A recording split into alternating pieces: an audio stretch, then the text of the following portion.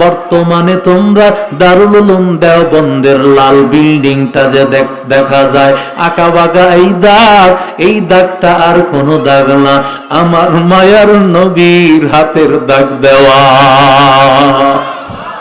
কোন মাদ্রাসার বিরুদ্ধে বলো? এটা দেওবন্দের শাখা, দারুল উলুম দেওবন্দের শাখা।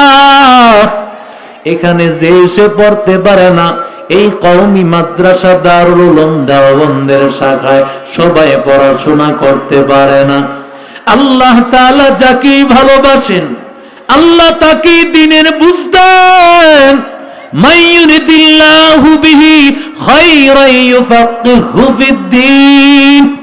আল্লাহ যার ভালো চান তাকে আল্লাহ কোরআনের ইলম দেন।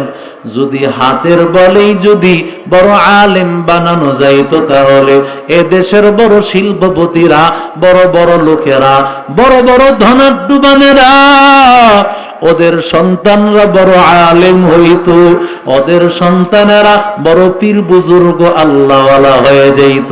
এরে বান্দা না, এটা কোনো হাতের বাহুবলে না, এটা আল্লাহ তাআলার এমন এক কুদরত।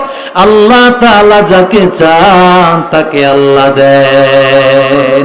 ইলমেরা জাজ কারদান বেহিসাব খলকেরা দান জওয়াবে বাসওয়াব রাজিনা কিসমতাল জাব্বারি ফিনা লানা ইলমুন ওয়ালিল আফাতি নারুন।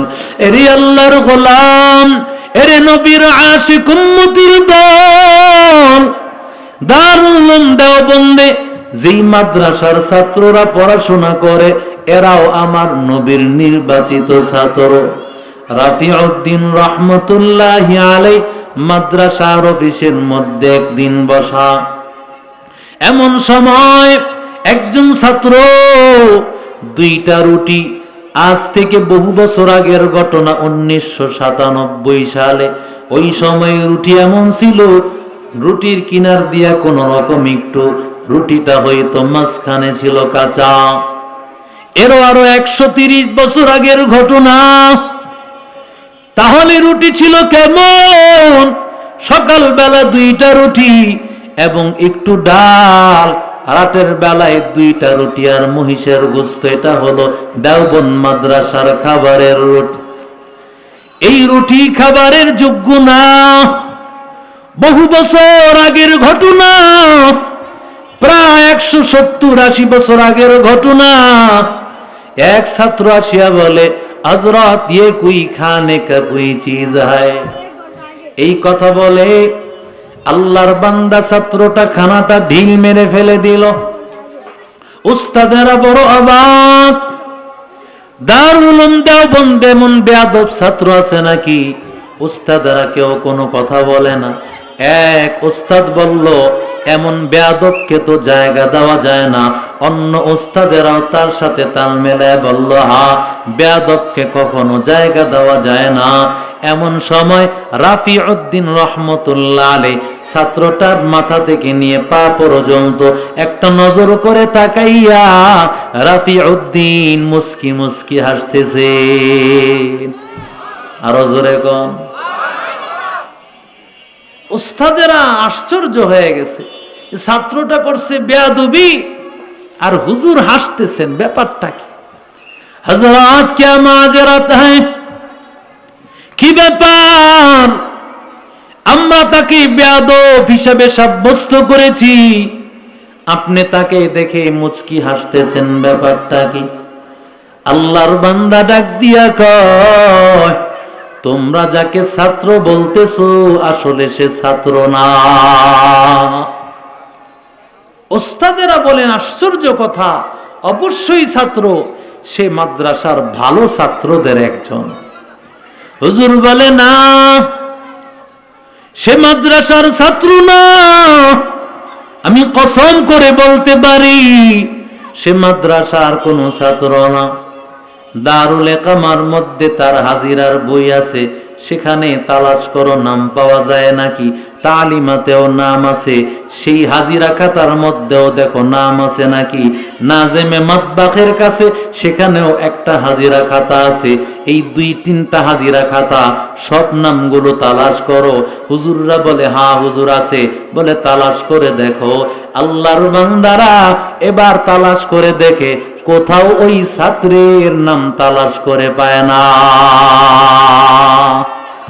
সুবহানাল্লাহ, আস্তে কোন।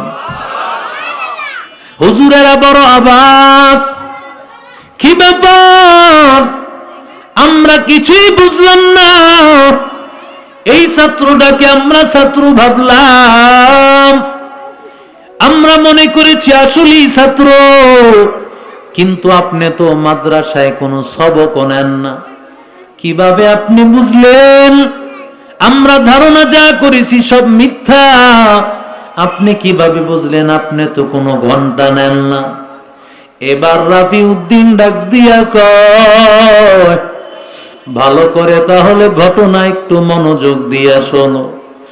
আমি একদিন রাতের বেলায় ঘুমাইছি, রাতের বেলায় ঘুমাইয়া যাওয়ার পরে আমি ভালো করে নজর করে তাকায় দেখি মানুষেরা একটা জায়গায় কূপের কাছে আসিয়া সবাই কূপ থেকে পানি উঠাইতেছে। কেউ একটা বালতি দিয়া পানি উঠাইতেছে রে ভাই, কেউ বা কোনো একটা জগ নিয়া, কেউ বা বালতি নিয়া, বিভিন্ন পাত্র নিয়া পানি উঠাইতেছে। এমন সময় আমি ভালো করে কূপের কাছে তাকাইয়া দেখি এটা কোনো পানি না, বরং কূপের থেকে উঠাইতেছে একেবারে পরিষ্কার পিওর দুধ। আরো জোরে বলেন। মানুষেরা লাইন দরিয়া দরিয়া নেয়।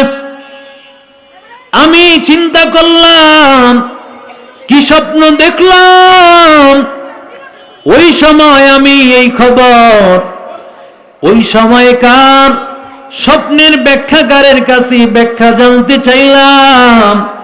না না, আমি ব্যাখ্যা তো আমার জানার প্রয়োজন নাই, কারণ রাফিউদ্দিন রহমতুল্লাহ আলাইহি এত বড় আল্লাহওয়ালা, ব্যাখ্যা জানার প্রয়োজন হয় না।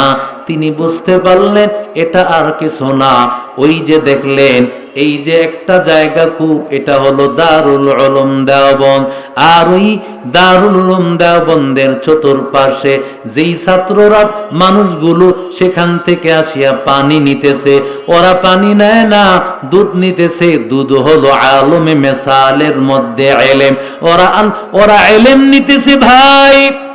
আর ওই ইলম বন্টন করতেছে রহমতের নবী, মায়ার নবী বন্টন করতেছে।